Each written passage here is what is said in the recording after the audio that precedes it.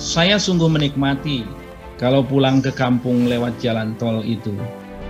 Ruas jalan tol terpanjang yang pernah saya resmikan. Menuju negara maju 2045. Dari Lampung ke Palembang biasanya ditempuh 10-11 jam. Sekarang 3-3,5 jam sudah sampai. Saya sampaikan manfaatnya sungguh baik dan sangat signifikan bagi masyarakat Sumatera. Pengerjaannya bisa parah dari mana? Aceh, dari Lampung, dari tengah, ujung barat, ujung timur, sambung. Nah, Sumatera ini kita akan melihat jika jalan tol dan feeder-feedernya terbangun, apa saja yang akan bangkit dari Pulau Sumatera ini? Jalan tol kan lebih cepat, ngirit biaya lah intinya gitu. Aman, alhamdulillah ke sini. Kalau lewat bawah kan banyak premannya, segala macam. Kalau sini udah bebas, nggak ada hambatan.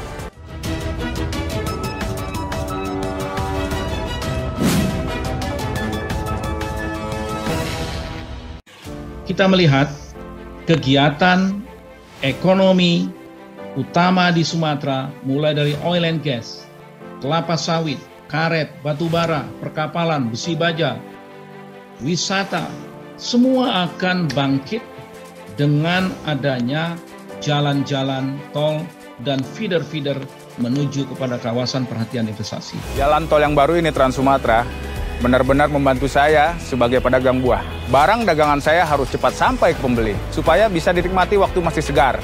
Mari kita lihat apa pengaruh adanya jalan tol terhadap kegiatan ekonomi masyarakat.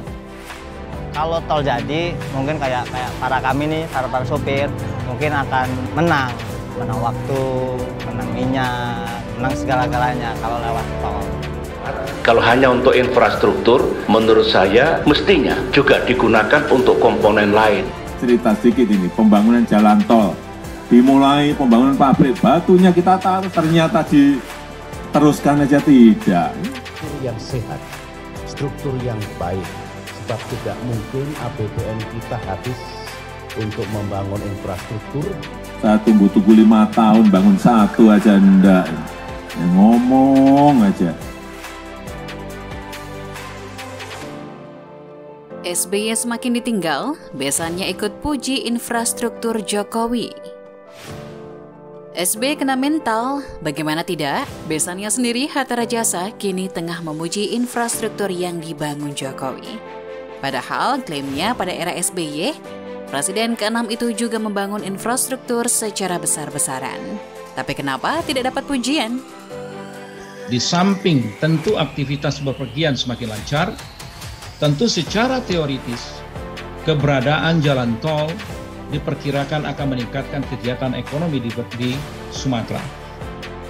Kita dibuat semakin ingin tertawa dengan apa yang dilakukan oleh mantan Presiden Indonesia Susilo Bambang Yudhoyono. Sebab, pasca menjabat sebagai presiden, dirinya semakin banyak tingkah.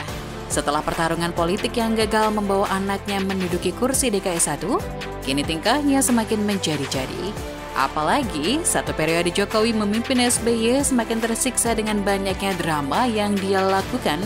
Bahkan, warna politik partainya pun semakin tidak jelas.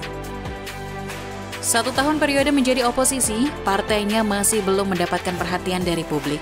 Saat ini, AHY terpaksa dinaikkan guna mengambil suara pada 2024, yang dimana suara milenial semakin banyak. Sayangnya, apa yang dilakukan AHY masih belum jelas. Penulis melihat apa yang dilakukan olehnya masih banyak disetir oleh SBY. AHY perlu menemukan guru politik yang lain selain SBY yang banyak drama. Pasca drama dualisme Partai Demokrat, kita melihat AHY gagap untuk mempersatukan partai kembali. AHY malah memperlihatkan dua kubu partai.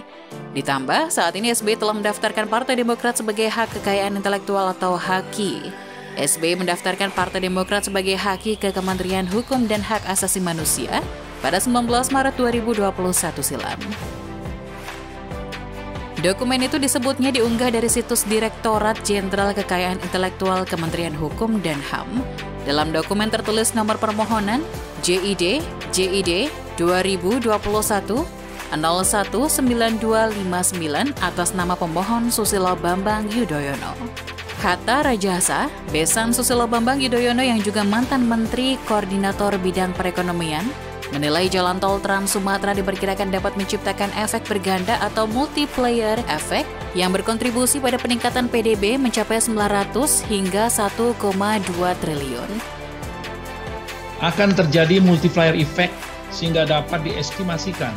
Kita menghitung mulai dari MP3EI, saya lihat juga Pricewaterhouse juga melakukan perhitungan-perhitungan tersendiri.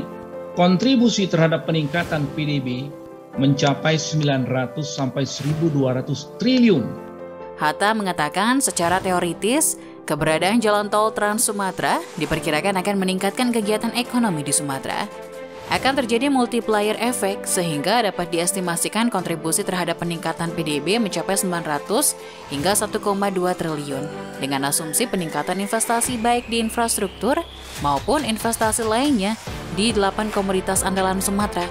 Ujarnya dalam seminar daring di Jakarta Kamis 9 September 2021 dikutip via era.id.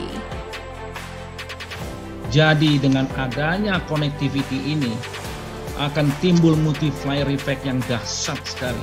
Bisa dikatakan yang tadinya Pulau Sumatera ini baru bangun, masih menggeliat, ini bisa lari dengan adanya jalan-jalan tol ini.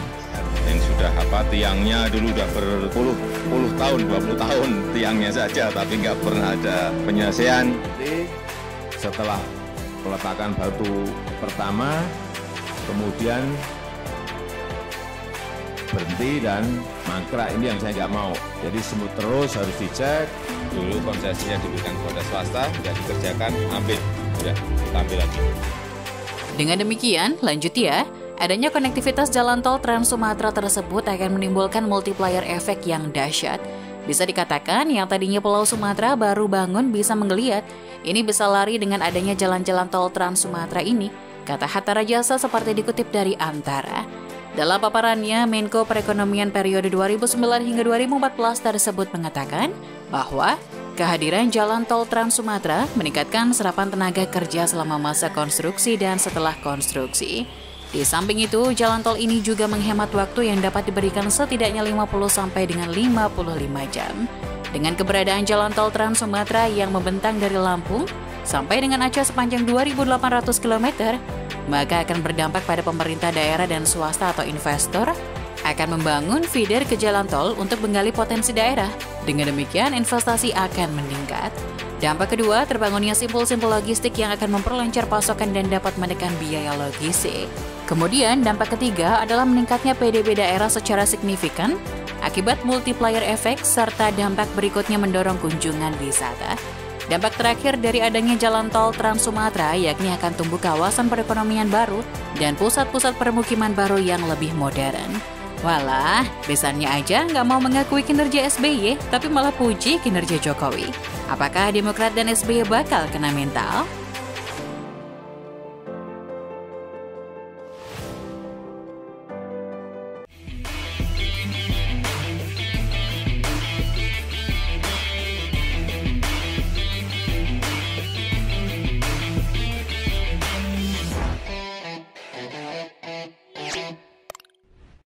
Jangan lupa untuk subscribe dan nyalakan lonceng notifikasinya.